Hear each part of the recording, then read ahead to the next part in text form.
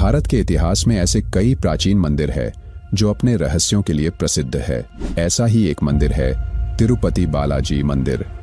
यह मंदिर अपने आप में कई अनसुलझे रहस्यों को समेटे हुए है, जो आपकी तो क्या वैज्ञानिकों की भी सोच से परे है।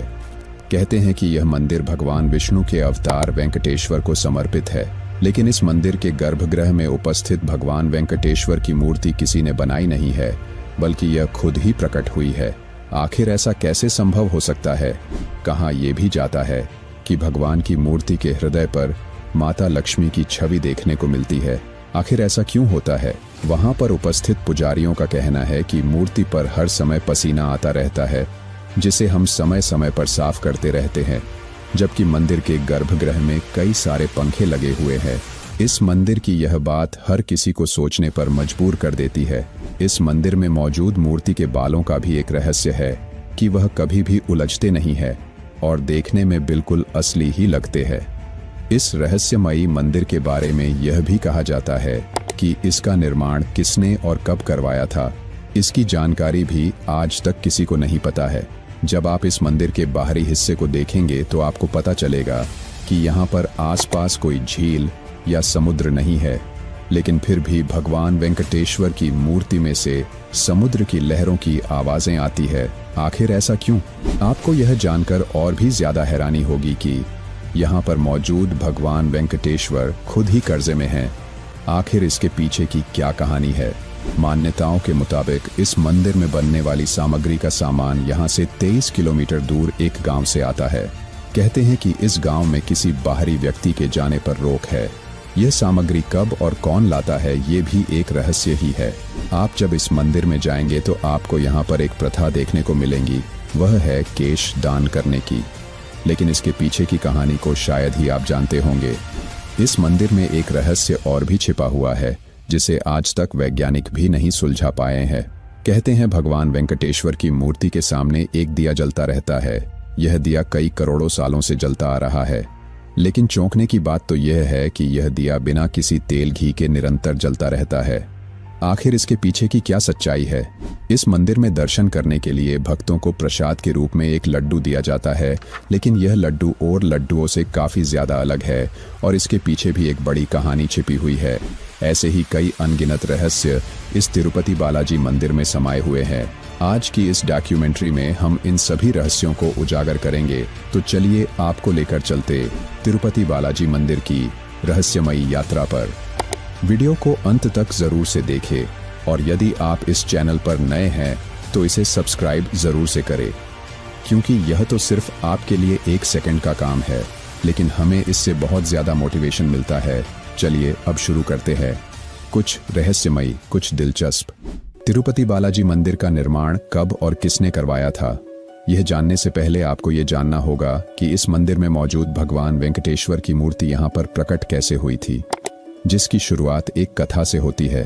पौराणिक कथाओं के अनुसार आदिकाल में धरती पर जल ही जल हो गया था, यानी पैर रखने के लिए कोई जमीन नहीं बची थी। कहते हैं कि ऐसा इसलिए हुआ क्योंकि पवन देव ने भारी अग्नि को रोकने के लिए उग्र रूप से उड़ान भरी, जिससे बादल फट गए और बहुत बारिश हुई और धरती जलमग्न हो गई। धरती पर पुनः जीवन का संचार करने के लिए श्री हरि विष्णु ने तब आदि वराह अवतार लिया। उन्होंने अपने इस अवतार में जल के भीतर की धरती को ऊपर तक अपने तुस्क का उपयोग करके खींच लिया। इसके बाद पुनः ब्रह्मा के योग बल से लोग रहने लगे और आदि वराह ने तब बाद में ब्रह्मा के अनुरोध पर एक रचना का रूप धारण किया और अपने बेहतर आधे 4 हाथों वाले भूदेवी के साथ कृदचला विमना पर निवास किया और लोगों को ध्यान योग और कर्म योग जैसे ज्ञान और वरदान देने का फैसला किया। कलयुग के प्रारंभ होने पर आदि वराह वेंकटाद्रि पर्वत छोड़कर अपने लोक चले गए, जिसके चलते ब्रह्मा जी चिंतित रहने लगे और नारद जी से विष्णु को पुनः लाने के लिए कहा। नारद एक दिन गंगा के तट पर गए, जहां पर राशि इस बात को लेकर भ्रम में थे कि हमारे यज्ञ का फल त्रिदेवों में से किसे मिलेगा। नारद जी ने उनकी शंका समाधान हेतु महर्षि भृगु को यह कार्य सौंपा। सबसे पहले महर्षि ब्रह्मा के पास गए। उन्होंने ब्रह्मा को नमस्कार नहीं किया, बस जाकर वहीं पर खड़े हो गए। उनके अपमानजनक व्यवहार पर ब्रह्मा क्रोधित हो गए, लेकिन अपने पुत्र के प्रति स्नेह ने उन्हें शांत कर दिया।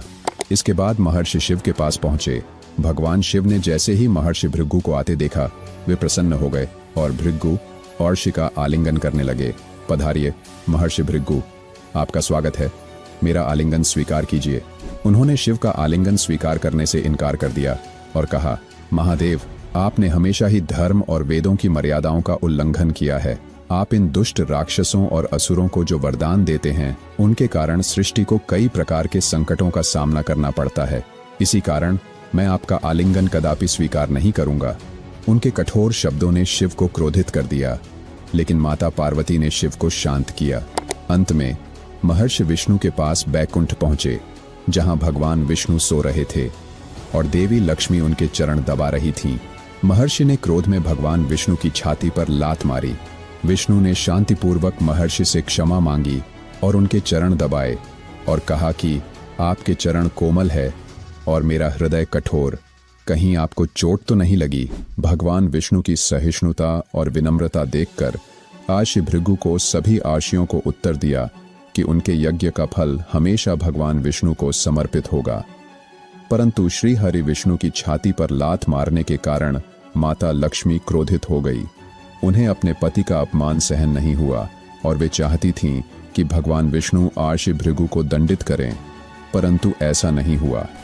परिणाम स्वरूप उन्होंने वैकुंठ को छोड़ दिया और तपस्या करने के लिए धरती पर आ गई और करवीरापुरा कोल्हापुर में ध्यान करना शुरू कर दिया। इधर विष्णु जी इस बात से दुखी थे कि माता लक्ष्मी उन्हें छोड़कर चली गई। कुछ समय बाद वे भी धरती पर आकर माता लक्ष्मी को ढूंढने लगे। जंगल और पहाड़ियों पर भटकने के बाद भी वह माता को खोज नहीं पाए। आखिर परेशान होकर विष्णु जी वेंकटाद्रि पर्वत में एक चींटी के आश्रय में विश्राम करने लगे। यह देखकर भगवान शिव और ब्रह्मा जी ने उनकी सहायता करने का फैसला किया। वे गाय और बछड़े का रूप धारण कर माता लक्ष्मी के पास गए। देवी लक्ष्मी ने उन्हें देखा और उस वक्त के सत्ताशीष शासक चोल राजा को उन्हें सौंप दिया। राजा ने उसे चरवाहे को सौंप दिया, लेकिन एक रोज उस गाय ने दूध देना बंद कर दिया। वह गाय एक पहाड़ी पर जाकर अपना सारा दूध भगवान विष्णु को पिला देती थी। चरवाहे ने कहा, महाराज, जो गाय और उसका बछड़ा जंगल से मिले थे, उस गाय ने अब दूध देना बंद कर दिया है और रोजाना ही न जाने वह गाय अपने बछड़े के साथ कहाँ गायब हो जाती है और कुछ देर बाद ही लौट आती है। महाराज ने कहा, ऐसा कैसे हो सकता है?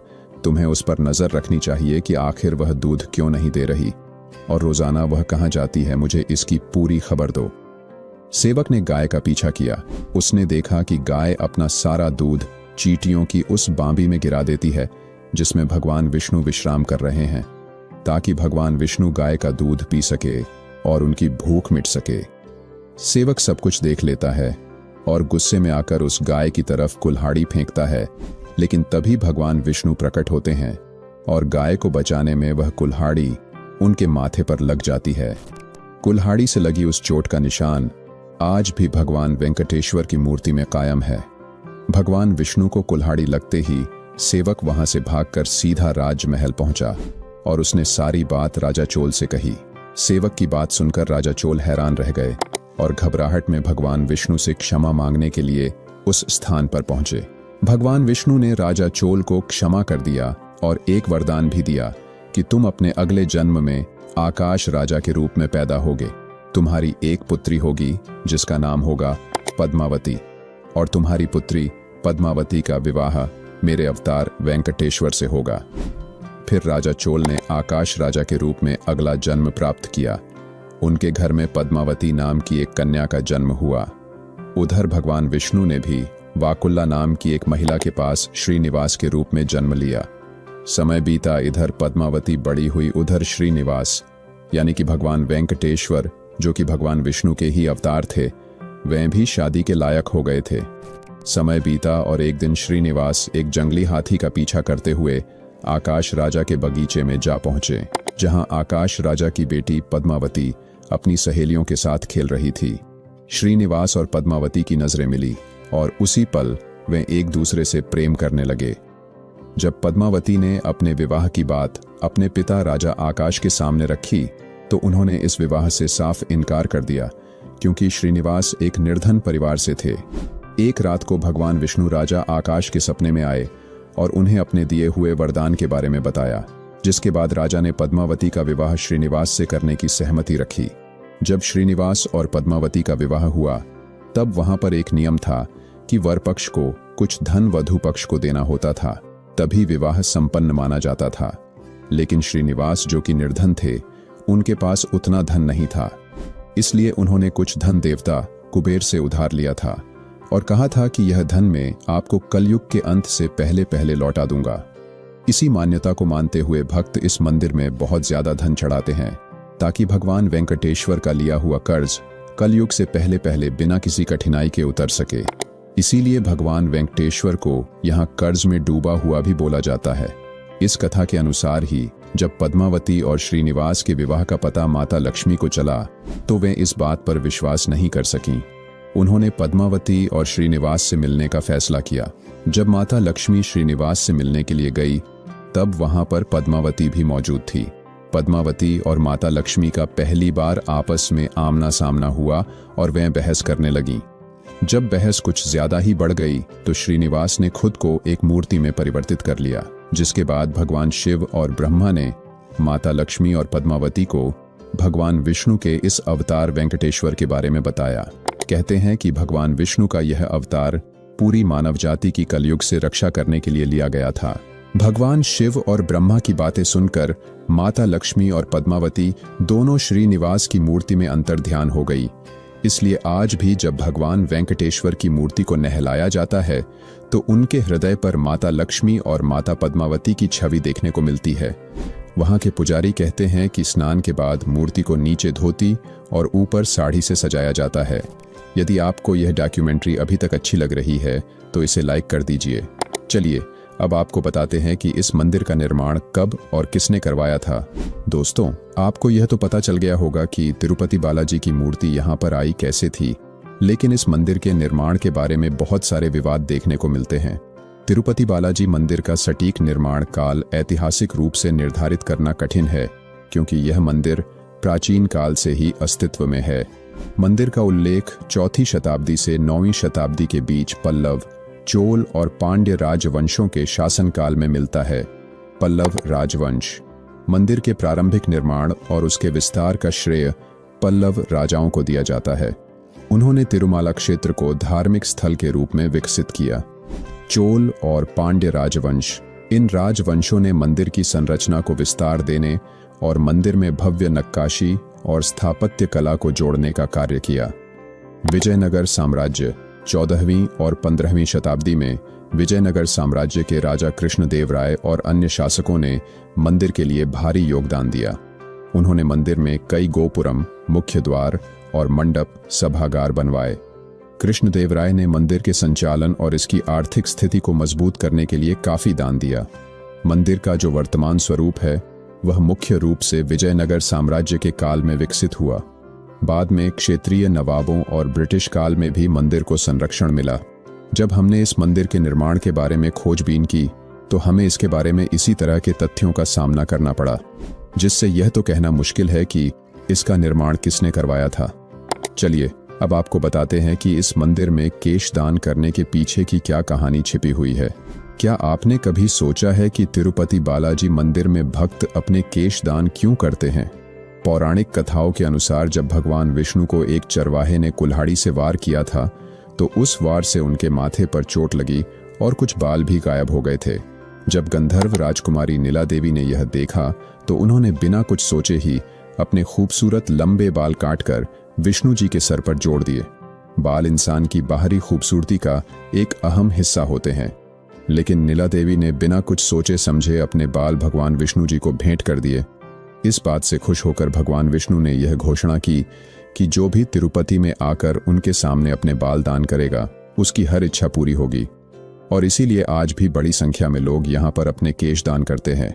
कहते हैं कि नीला देवी के बाल आज भी मंदिर में स्थापित भगवान वेंकटेश्वर की मूर्ति के सर पर लगे हुए हैं, जो कि असली है और सदियों से ऐसे ही खूबसूरत बने हुए हैं। हर साल करीब 40 मिलियन लोग यहाँ पर दर्शन करने के लिए आते हैं, जिसमें से हर रोज 20,000 लोग अपने यहाँ पर केश दान करते हैं। मंदिर में काम करने वाले लोग इन बालों को इकट्ठा करते हैं और धुलकर साफ करते हैं और इनसे हेयर विगस और हेयर एक्सटेंशन बनाए जाते हैं। ऐसा माना जाता है कि भारतीय बालों की मांग पूरी दुनिया में सबसे ज्यादा है और यही कारण है कि इन बालों को यहाँ से ग्लोबली बेचा जाता है। हर महीने इस मंदिर का ट्रस्ट इन बालों से लगभग 20 लाख रुपए महीना तक कमाता है। इन पैसों का इस्तेमाल चैरिटी और बाकी सोशल वर्क के लिए किया जाता है। लेकिन सिर्फ यही नहीं, ऐसे और भी कई राज है जो इस मंदिर की दीवारों के पीछे छिपे हुए हैं।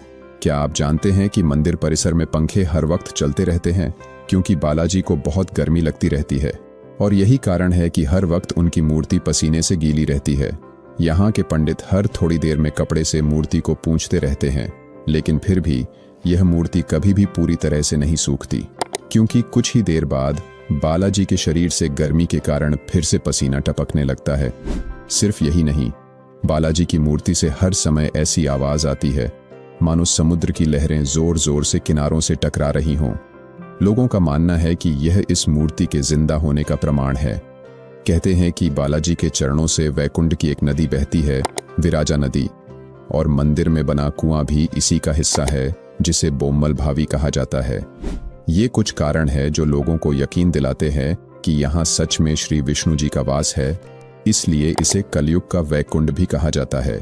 कहते हैं कि इस मंदिर में चढ़ने वाली हर एक चीज, चाहे वह दूध हो, फूल हो या कुछ और, वह मंदिर से 23 किलोमीटर दूर स्थित एक गांव से आती है। लेकिन न तो आज तक किसी ने इस गांव का नाम सुना है और ना ही इसे कोई ढूंढ पाया है। इस गांव को खोजने का प्रयास बहुत से लोगों ने किया है, लेकिन ये आज तक एक रहस्य ही बना हुआ है।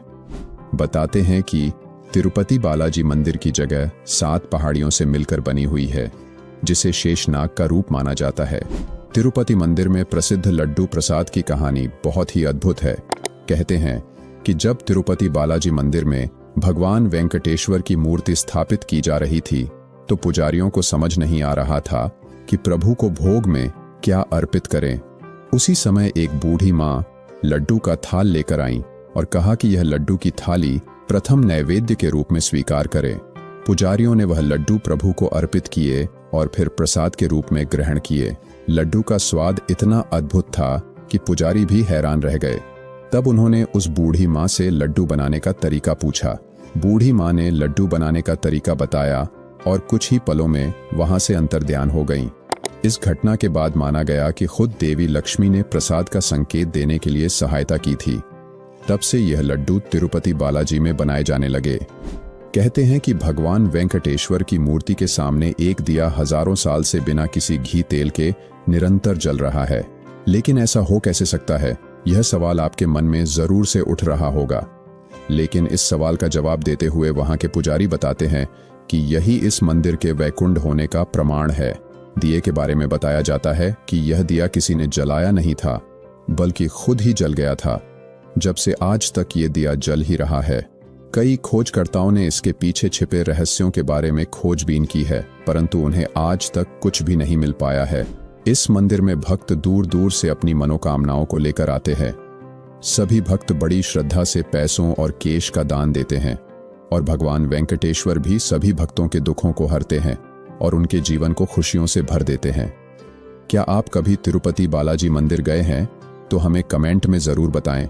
और यदि आपको इस मंदिर से जुड़े कुछ रहस्यों के बारे में जानकारी है तो वह भी आप हमसे साझा कर सकते हैं। हम मिलेंगे आपसे जल्द ही एक और कुछ रहस्यमयी, कुछ दिलचस्प डॉक्यूमेंट्री के साथ। धन्यवाद।